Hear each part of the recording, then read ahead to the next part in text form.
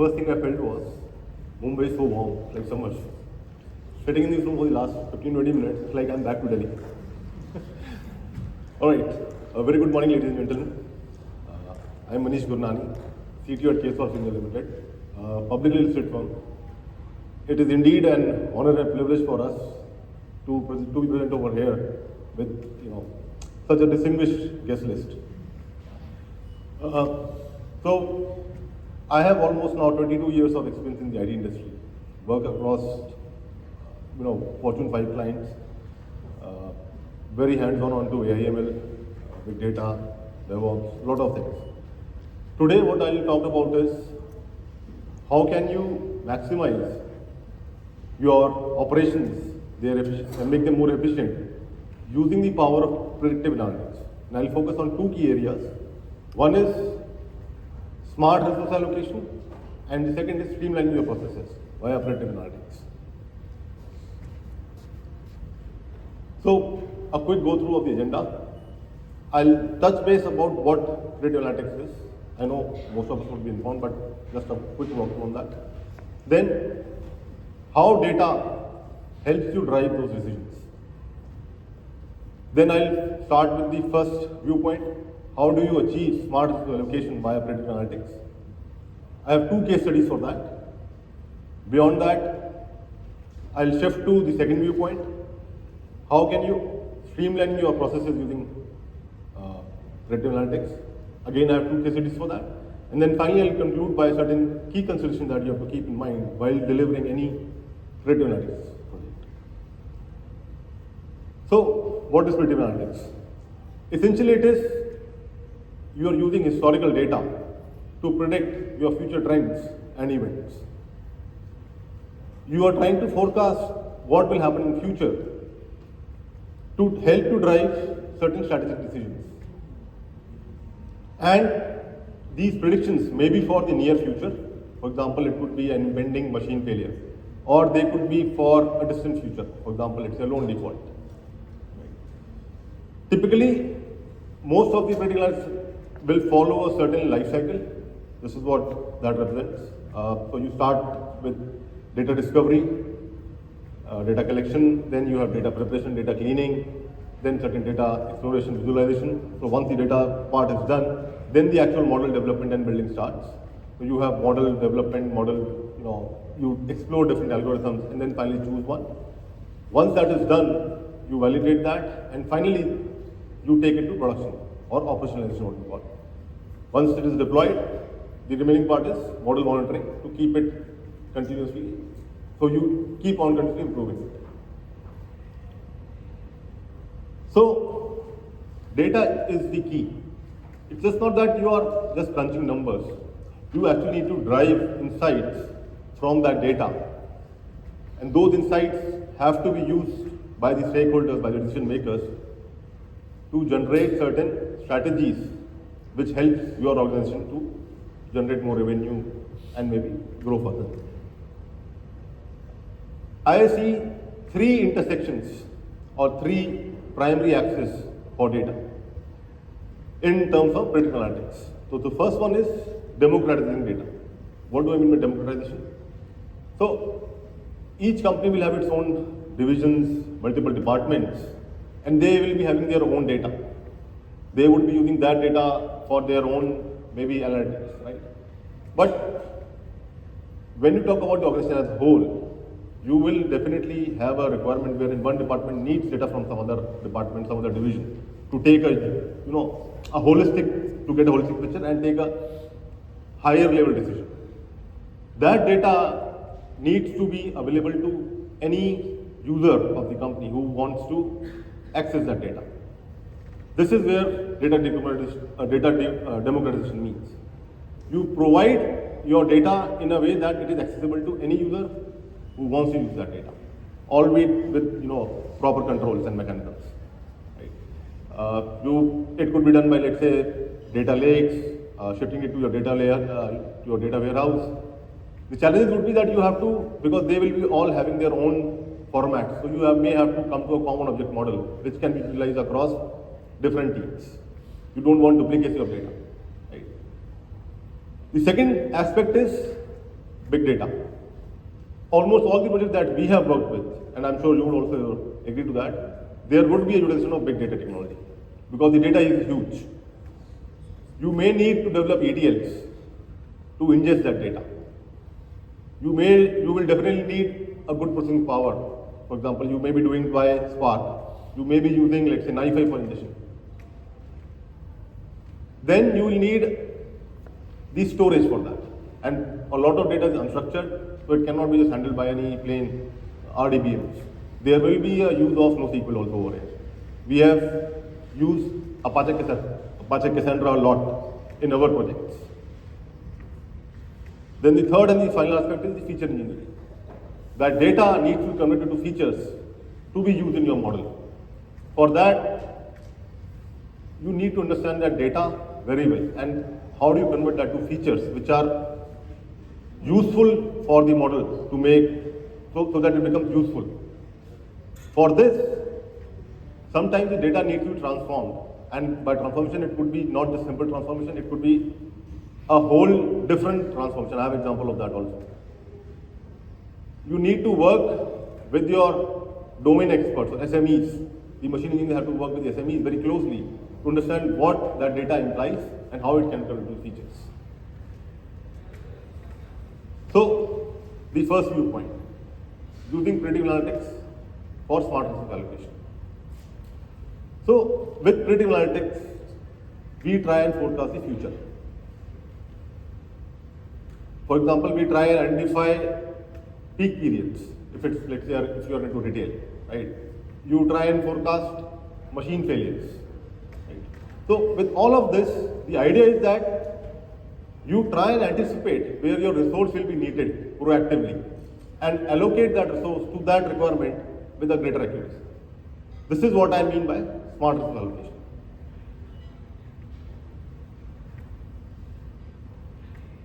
I now move to the first case study which brings this viewpoint. So this was for one of our clients who's into network management. This is a US-based client. They have their own network management product. They have their own sort of lakhs of modems. And those modems are then connected to a central hub, which then connects to a CMTS. The idea was that they wanted to proactively identify if a group of modems could fail due to an impairment, and that if that impairment could be categorized. So they want to develop an AI-based solution for doing that. It was all being done right now at that time by manual technicians. And manual labor in US is very expensive. The second thing that they asked was, can we do some sort of a digital support assistant which can help the technician diagnose this problem easily? So we realized at the beginning itself that there is a huge data which is involved. All these modems need to be polled frequently. We need to bring the matrix from those modems, and this were like on a different protocols. So you have to poll those modems to get all the data, and then save that data in your data lake. There is huge data, huge processing power which was required. Big data was definitely the solution over here. We have used Apache NiFi for data ingestion. We used Cassandra for storage. We have used Kafka also for certain event-based integrations. We finally came up with a clustering and unsupervised machine learning algorithm which gave a good accuracy as per the client expectations. The digital support assistant was initially developed using NLP and the deep learning technologies. Once generative AI and these chat GPTs became, or the LLMs became more mature, we have started shifting this all from traditional NLP based model to a generative AI based solution. All of this infrastructure is deployed in cloud. It is highly scalable, deployed as microservices. We have used Kubernetes over here. This entire solution was designed, developed, and is still being managed by Ksolves. a combination of machine learning engineers and DevOps and your front-end development, back-end development, all those things. This is just a quick view of that solution. So it presents modems in color-coded. So where you see red, there's a chance that, high chance that there is a problem there. There's some anomaly over there which has been detected by the system. This entire UI is, I believe, done in Angular. And like I said, right, this is all deployed and managed by Ksolves. So the second case for smart resource allocation. This was for redesigning a loan underwriting process for a US NBFC. They are again a multi-billion dollar company looking to use an automated solution, AI-based solution to help them in their underwriting.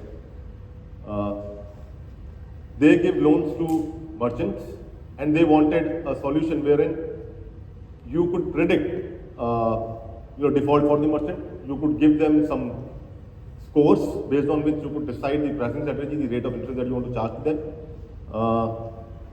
Right now, this was being done manually by the underwriters, and they had different sources.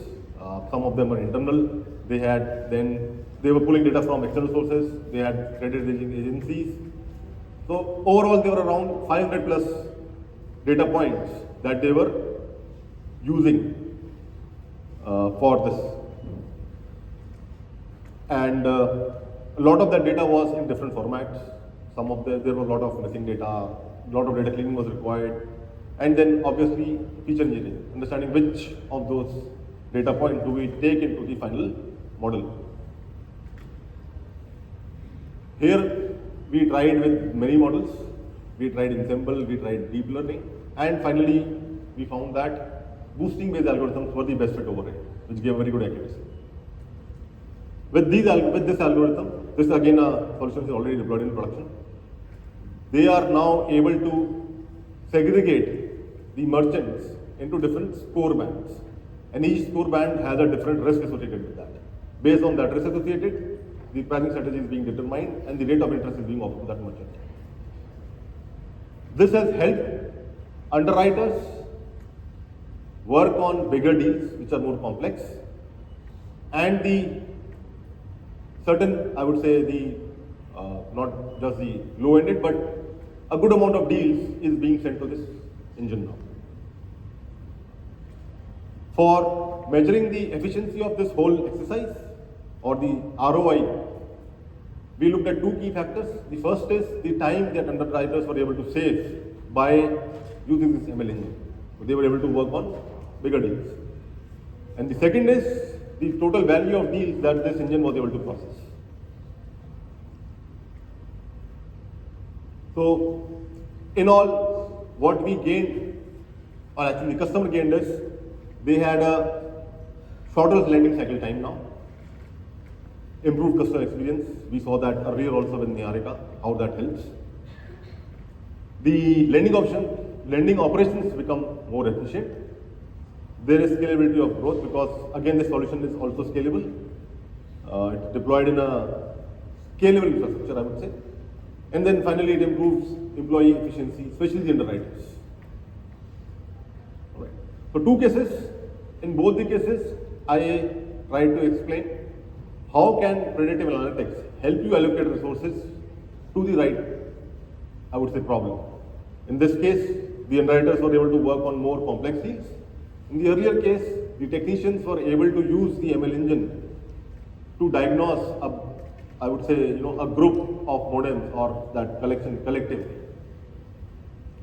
The second viewpoint is about streamlining processes, how predictive analytics help you streamline the process overall.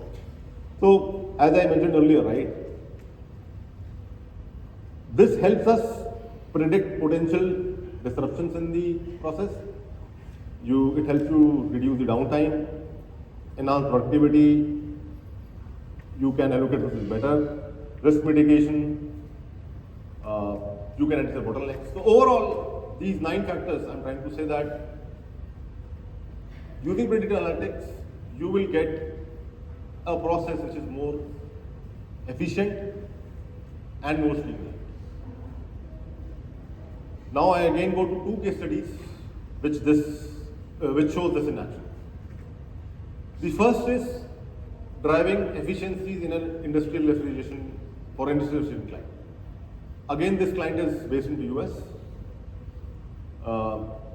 They have their IoT sensor device which captures data from deep freezers, and by deep freezers I mean which are used to store vaccines, life-saving drugs. So this sensor is attached to those deep freezers, and these freezers are used by, let's say, Dyson Corporation, or for mission, or I would say critical medical supplies. So they capture data from those freezers and send it to to their data warehouse, wherein that data is saved, and then other processes run on top of that. So they were looking for a way to help them identify. Now the heart of every freezer, every deep freezer refrigerator is a compressor. They wanted to identify if that compressor is malfunctioning or not.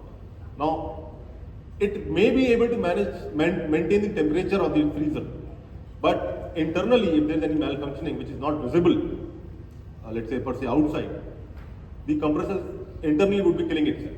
What our lifetime should have been of, let's say, 15 years, 20 years, it would reduce to, let's say, 5 years, and that's a heavy cost. And when it will fail, the cost of that failure would be very high, because you have, like I said, right, life-saving drugs in that. So they wanted some way of identifying this proactively via machine learning. They wanted to shift from what I call as fail and fix to predict and prevent. That's the idea that they had.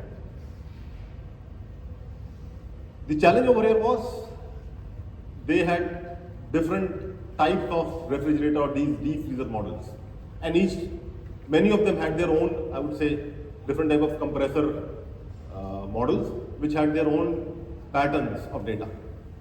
So we had to analyze these different patterns, understand what these patterns mean, and then come up with a solution. Another big challenge was they had never done this earlier. So this data was highly unlabeled, and also it was completely skewed. Out of, let's say, 500 freezers, you might be seeing only maybe 2 or 3 which would be giving this phenomenon. But if they fail, the cost is high.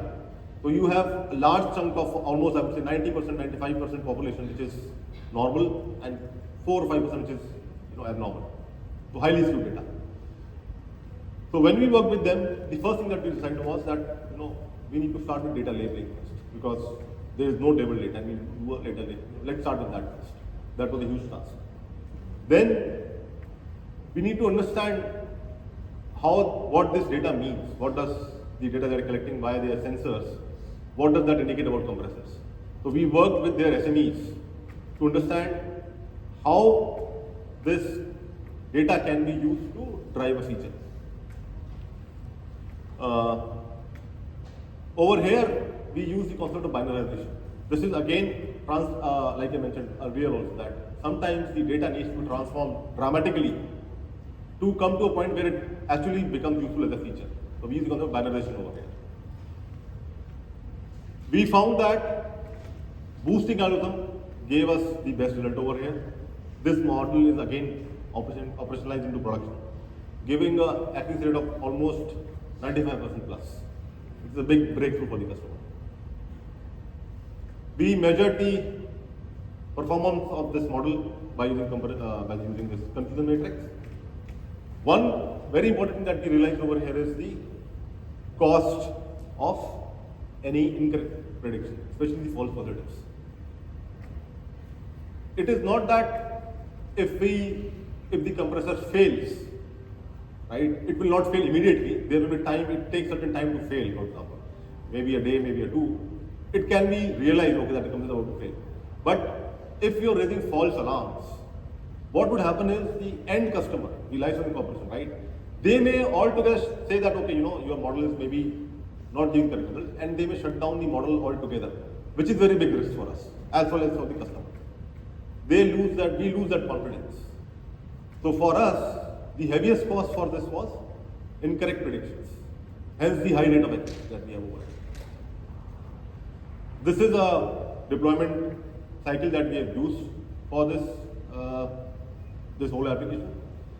We always believe that the engineers should have something, a base model trained on their local systems. Don't do it directly on the development servers. Do something locally because it's easier to manage, easier to develop, easier to debug. To develop a base model on your local system. This is all being done on containers by the way.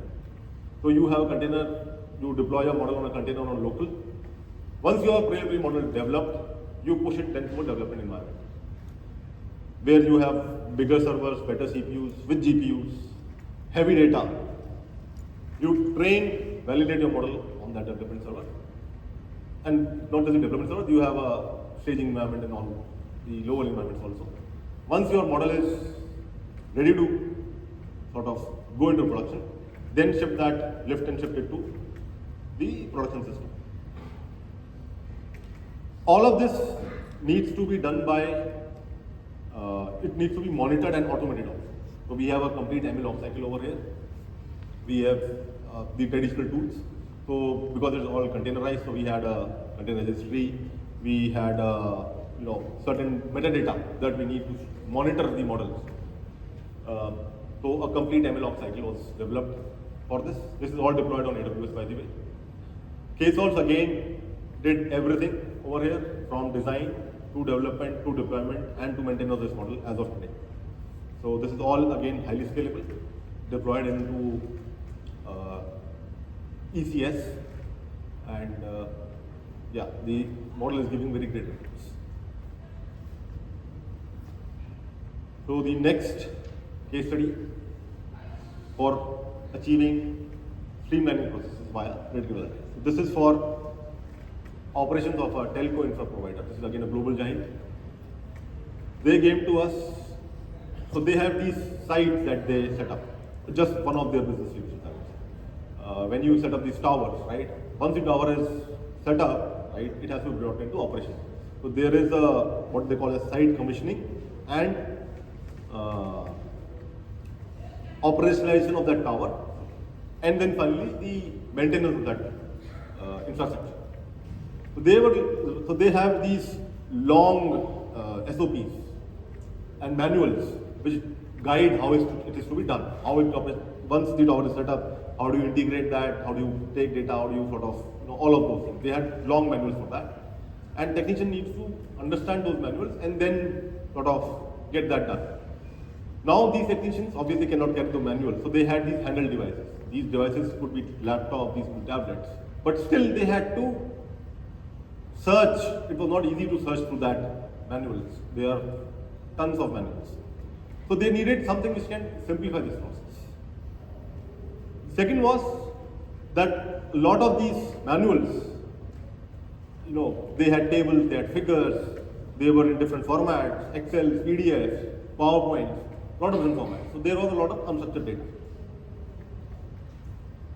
And then they also asked that if this could be done via, we could develop a conversational smart bot. So this was the requirement they came to us.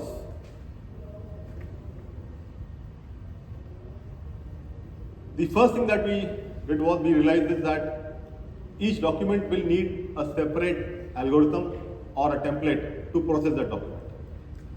So we today have, I think, 5 or 6 different type of algorithms, each one processing a different type of document. So for example, one will process PDF, other may process PPT, other may process Excel. And remember, these all are coming with each of these documents itself have their own nuances. For example, the Excel table might have a different way of representation versus a table which is being represented, let's say, in PPT, right? You may have drawings. So all of these nuances were captured in those individual algorithms. So these all algorithms run parallelly. They take the data, they parse the data, they vectorize it, and ultimately it is stored into a database in a vector form. On top of this, we have built an LLM which queries that data. That data is because now it can come up with a context. It is searchable, you can easily query that data. So that LLM is blended with that data now. Then what we also did was, when you are giving a suggestion, especially in case of these LLM-based results, right? How do you justify that this, whatever I am suggesting, is actually right? So we have given, when we are suggesting, this is how these steps need to be done, we are giving link to the original manual also. So if you want to cross-reference, you can go through that thing and see why this response was generated and link it to the original SOP. The next thing that is being developed into this is multimedia support.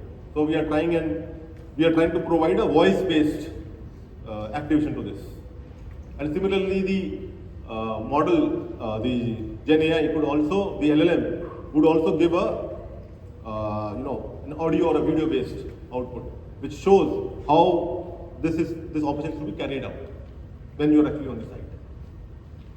This is a high-level, diagram of how we approach this solution. So we took a pre-trained LLM. Then we had these different type of documents and their data which was vectorized. This LLM, along with vectorized database, was fine-tuned to generate a domain-specific, a customer-specific LLM. That LLM is now exposed to the application, which is being used by the technicians.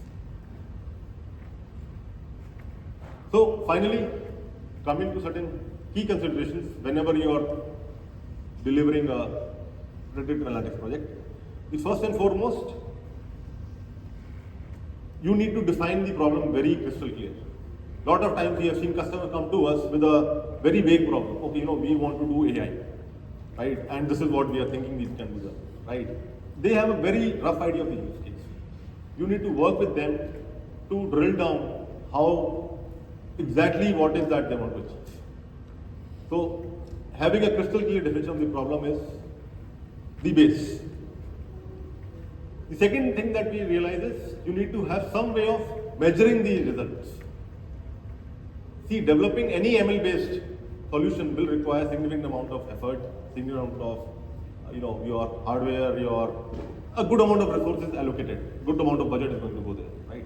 You need that to ensure that success. You need to sort of explain it, and explain it objectively by numbers to the leaders how this is going to benefit in terms of cost. You need to have certain measurable results. The third is the cost of inaccurate predictions. A lot of times we focus on generating, the result. Okay, we have given the result, we are looking at the accuracy, and let's say we are getting 85% accuracy. Okay, it's very good, super. But this 15%, if there is a chance that even one of them may, it could cause a big problem. For example, in that life sciences, right? Even if the threshold is crossed beyond a certain limit, right? It could be a lot more complicated problem for the customer.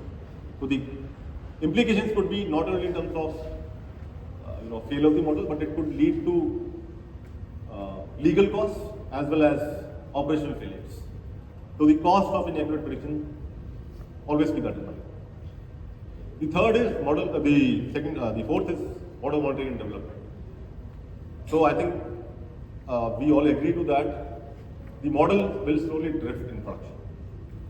As time will pass, new data will keep coming in, model will slowly start drifting. So you need to keep and check on the model and see, once that drift is beyond a certain threshold, you probably need to retrain the model or have certain means to ensure that that model is maintaining the quality parameters with which it was recorded. And last but not the least, this again, I can stress enough, the machine learning engineers need to work very closely with the domain experts. The domain experts know what that data means. They know how the data needs to be translated, but without machine learning, right? That is the work of machine engineer, to understand what is in the mind of the domain experts and bring it into his algorithm. So he needs to work very closely with the SMEs while development of the model. We have seen that, and Our engineers have always had a regular, I would say, almost daily connect with those experts during development. In fact, even the requirements also.